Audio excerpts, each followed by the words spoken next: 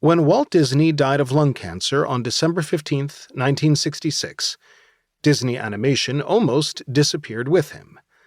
The loss of that storied animation department would have essentially killed off what is now a multi-billion-dollar industry. Most of today's major animation studios have roots in the Disney Animation department of the 1970s and 1980s, as well as the character animation department at the California Institute of the Arts, established in the mid-70s as a feeder program for Disney. This era laid the groundwork for the Disney Renaissance, a series of animated films beginning with 1989's The Little Mermaid, as well as the creation of DreamWorks Animation and Pixar. It was also the breeding ground for major directors like Tim Burton, Wednesday, Batman, Brad Bird, The Incredibles, Ratatouille, and Henry Selick, Coraline. In 2023, the top 7 most streamed films in the U.S. were all animated. Given the medium's current prominence, it seems inconceivable that it all nearly disappeared half a century ago. But looking back at 1966, it seemed equally inconceivable that Walt Disney would ever die.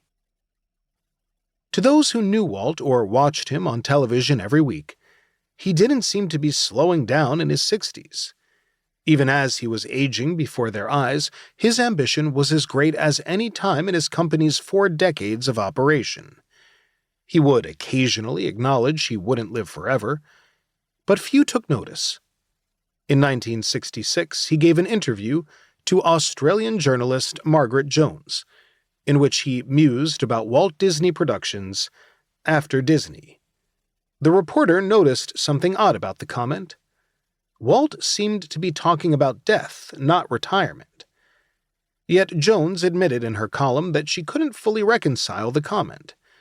She wrote, "Disney may be near the age when most men start thinking of tending their gardens, but in many ways he is just beginning to reach his peak." Mortality seemed to be incongruous with Walt's boundless vision for the future. It's believed Walt was unaware of his late-stage cancer throughout 1966 until just a few weeks before he died. The aging mogul was experiencing severe pain.